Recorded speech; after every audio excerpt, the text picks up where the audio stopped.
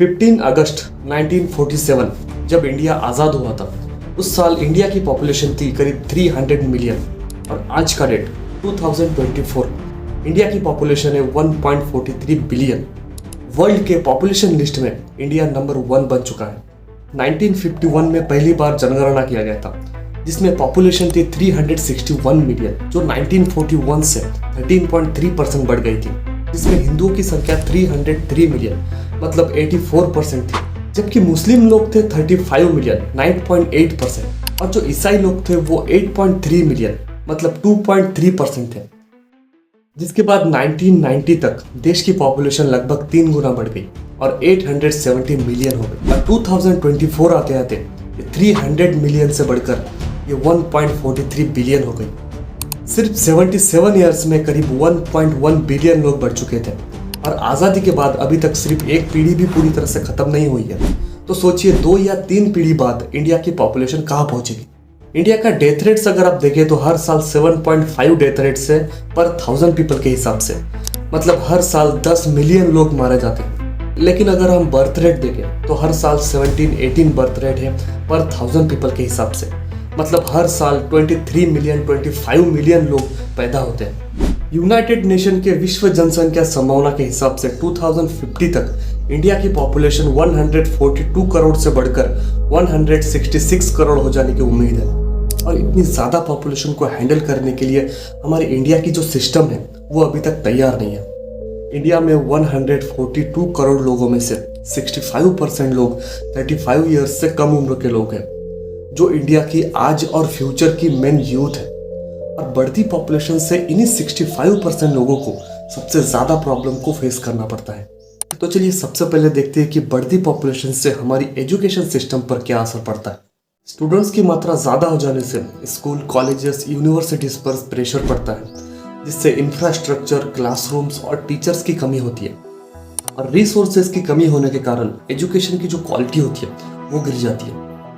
एक टीचर को ज़्यादा स्टूडेंट्स को पढ़ाना पड़ता है, जिससे इंडिविजुअल अटेंशन कम हो जाती है और हर स्टूडेंट्स तक क्वालिटी एजुकेशन पहुंचाना काफ़ी मुश्किल हो जाता है, खासकर रूरल एरियाज़ में जहां पर स्कूल, कॉलेजेस की काफ़ी कमी है।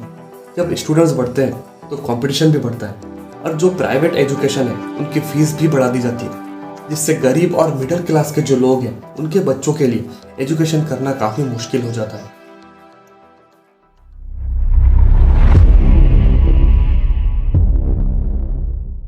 इंडिया में बढ़ती पॉपुलेशन के साथ साथ अनएम्प्लॉयमेंट भी एक काफ़ी बड़ा मुद्दा बन चुका है।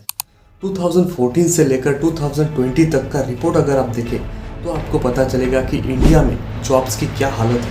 2014 टू 15 में जॉब निकली थी 1.30 लाख और जिसमें अप्लाई करने वाले लोग थे 2.32 करोड़, मतलब जॉब ना मिलने वाले स्टूडेंट्स थे 2,30,70,000। और ये सिर्फ एक साल में नहीं, हर एक साल का अगर आप रिपोर्ट देखें तो जॉब से ज़्यादा अनएम्प्लॉयमेंट रेट काफ़ी ज़्यादा है। और सबसे कम वैकेंसी निकली थी 2018 टू 19 में 38,100 और उसी साल सबसे ज़्यादा लोगों ने अप्लाई किया था 5 करोड़ 9 लाख। और अगर इसमें से 38,100 को माइनस किया जाए तो बचते 5 करोड़ 8 लाख 61,900, मतलब उस साल उतने सारे स्टूडेंट्स अनएम्प्लॉयड थे, बेरोजगार थे।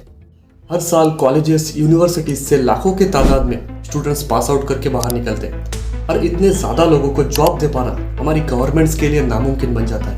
एजुकेटेड पॉपुलेशन बढ़ने से रोजगार के अवसर भी बढ़ने चाहिए, लेकिन अगर रोजगार के अवसर ना बढ़ा तो एजुकेटेड बेरोजगार की संख्या बढ़ जाती है, जो समाज और आर्थिक प्रॉब्लम को पैदा कर सकता है और उससे अनएम्प्लॉयमेंट रेट साल दर साल बढ़ता जाता है। और जो कुछ वैकेंसी साल में निकलती हैं उसके एग्जाम्स में भी कई सारे फ्रॉड किए जाते हैं। जैसे कुछ ही दिन पहले जो नीट का एग्जाम था उसमें पेपर लीक का फ्रॉड किया गया था। देखिए, मल्टीपल पिटिशंस कोर्ट के सामने लिस्ट हुए हैं। Some of the petitions were filed before the declaration of results on the basis that there has been a leak of the paper itself. देखिए, कंपटीशन इतना ज़्यादा बढ़ गया है कि जिनके पास काफ़ी ज़्यादा पैसे होते हैं वो लोग इन सारे एग्जाम्स को शॉर्टकट तरीके से पास करना चाहते हैं और कर भी लेते हैं, जिसकी वजह से आज इंडिया की जो टॉप एग्जाम्स है उसमें भी फ्रॉड होने लगे हैं। और ये सारी प्रॉब्लम्स आती है सिर्फ बढ़ती पॉपुलेशन से। पॉपुलेशन के साथ साथ पॉल्यूशन भी एक काफ़ी खतरनाक चीज़ है जो हमारी दुनिया में बढ़ती जा रही है। अगर हम एयर पोल्यूशन की बात करें तो 2019 में दुनिया के 30 सबसे पॉपुलेशन शहरों में से 21 शहर सिर्फ इंडिया में ही थे। और 2016 के डेटा के बेस पर एक स्टडी किया गया था जिसके हिसाब से इंडिया में कम से कम 180 मिलियन लोग ऐसी हवा में सांस लेते हैं जो WHO के सेफ जोन की लिमिट से 10 गुना ज़्यादा है। हर साल 51% एयर पोल्यूशन इंडस्ट्रियल पोल्यूशन होता है, 27% व्हीकल से होता है, 17% जो फसल जलती है उससे होता है और 5% अदर रिसोर्सेज से होता है। एयर पोल्यूशन से हर साल 2 मिलियन यानी 20 लाख लोग इंडिया में मारे जाते हैं। और सिर्फ एयर पोल्यूशन ही नहीं, और भी कई सारी चीज़ें जैसे water pollution, soil pollution, noise pollution, और ये सारी पोल्यूशन का असर सीधा हमारी ह्यूमन बॉडी पर पड़ता है, जिससे हमारी जो 100 साल की उम्र है वो धीरे धीरे कम होती जा रही है। बढ़ती पॉपुलेशन से फ्यूचर में हमें जगह की कमी पड़ सकती है और नए गांव, नए शहर को बसाने के लिए जंगलों को काटना पड़ सकता है, जिससे नेचर पर काफ़ी असर पड़ सकता है और गर्मी, बारिश पर काफ़ी बड़ा बदलाव हो सकता है। जैसा मैंने वीडियो में आगे ही बताया था कि आज़ादी के बाद सिर्फ 77 ईयर्स ही हुआ है और उसमें ही हमें इतनी ज़्यादा पॉपुलेशन को फेस करना पड़ रहा है। तो 100 या 150 साल बाद की पॉपुलेशन की क्या हालत होगी? फ्यूचर में पॉपुलेशन को कम करने के लिए गवर्नमेंट की तरफ से कई बड़े कदम उठाए जा सकते हैं, क्योंकि तब पॉपुलेशन गवर्नमेंट के कंट्रोल से बाहर हो जाएगा और तब उनके पास कोई रास्ता भी नहीं बचेगा। इंडिया में आज सबसे बड़ा खतरा है बढ़ती पॉपुलेशन, और इस टॉपिक पर आप लोग क्या कहना चाहते हैं मेरे कमेंट में ज़रूर बताइए।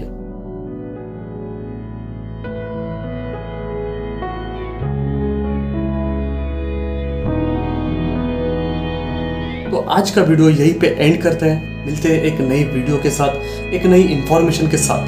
Thanks for watching.